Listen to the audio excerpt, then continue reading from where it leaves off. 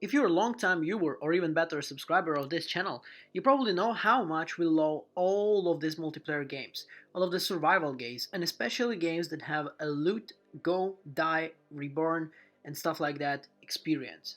So today's guest on the channel is the game I think not many of you heard about, but believe me, after this review you're gonna be googling it, looking for it on Steam, and trying to get it as soon as possible.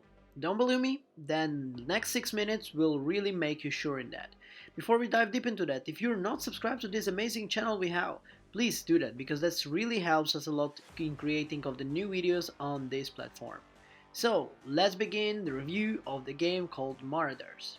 So Marauders is a diesel punk kind of space-themed looter simulator with a World War II weapons in strangely good mix of Marauders' first impression.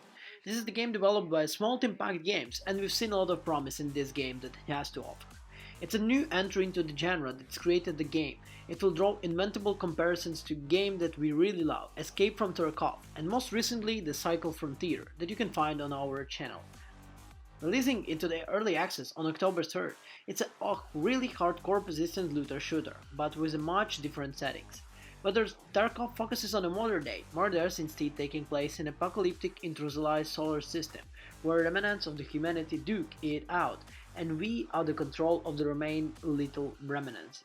The Control Empire, United Alias, and the Kingdom and Alliance are all of them fighting each other's throat to find out who is the biggest and the most important guy in this space. And the numerous Marauders scrabbling to survive a harsh existence by scavenging and raiding from the other factions. The main factions tolerate the Marauders and they often contract them to harass, where they're weakening the enemies and it's the job for the player to game in. Loot, kill, escape. Oh, like we love. The first thing that immediately caught our attention when we was playing it is the sound design in the game. And believe me, in nowadays gaming, especially multiplayer ones, you really have to mention these things. Unlike lighter shooters like Overwatch, where you put some kind of subtitle background music while playing, Marauders gives you the adrenaline feeling in the staying alert. Immersive yourself in the Marauders atmosphere feels like you're a subversive kind of thriller, especially when you're playing alone, anticipating the sound cues, and waiting for the strike at the perfect moment. The first impression also gives a great level design and environment that are quite decent in the developers managed to pull out this strangely mix of bags of VV2, steampunk and the space elements.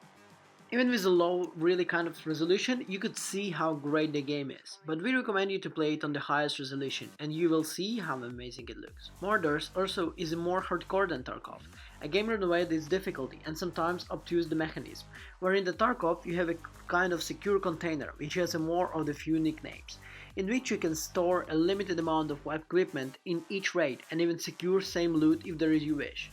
Marauders has no such safety option, instead you risk everything, things you pick up from your loot kind of bag and the things that you pick up during the mission. In Marauders, you deploy into a mission in a little spaceship. To begin with, it's just a rust bucket, but with the guns and a little durability. But you can upgrade this thing to bigger and kind of bigger thing with the dealerships later on. The ships used to travel through the map and depend to the structures such as asteroid mines, terraforming locations. Other ships can intercept you on the way, however it's either destroy or try to board your own ship. Navigation, a safe path to the structure present in the system is important, but do you need to avoid defensive turrets and then never kind of ever looting the treat of other players. Once you're docked, it's time to explore and the loot as quickly as possible. As you'll be on a timer, oxygen is limited, and you only have 25 minutes to find as much loot as possible and extract afterward. In such a despite setting, anything is usable, from bits of metal, food, weaponry, and armor, and your space is limited. Choosing what you want to the loot from paramount of important kind of building up things, stockpiles, and equipment for the future raids. AI opponents such as a kind of escaped prisoners are overrun penalty colony or special forces defending their stronghold, roam buildings, and are kind of the source of equipment. Unfortunately, there are a few issues with them so far. They often don't respond to players' presence, or have a knack just turning and staring into the walls. I've seen them spawn literally 2 meters of me and, well, they're not gonna do anything. But anyway, we have to keep in mind that this is an early access game, and the game is really seriously being developed. Believe me, this is kind of small things that can be easily fixed during the time. They also will connect to use that cover and then sometimes charge a player making an easy target. Unfortunately, these problems are symptomatic of the problems of the game as a whole. The aforementioned space battles have really some kind of instinct problems that will always put the new players in the position where they can't really win, to the point they don't have kind of a chance to go into the loot in the first place. Players in the bigger ships are almost unbeatable to a new or a skilled less player.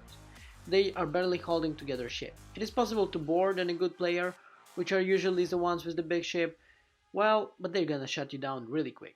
But this is kind of the progress you need in every multiplayer game, and this is what really gonna hook you up, because you wanna go and challenge these big boys. But actually, this is all the problems we mentioned. Of course, there is some minor bugs, but I mean, this is all kind of things that can be fixed. And from the big minuses, that's it. This is a really small minus in the game. There's a lot of weapons also in the game, which can run gunpowder like something that pre-World War II and World War II and post-war even significantly more modern calibers in the game, something like M16. There are some unique weapons that I really like to see and they're really seen in the game, such as diesel carbines or the Viper Mk1. The normal region weapon is here, and the shotguns and assault rifles, SMGs and so on. There are a few customization options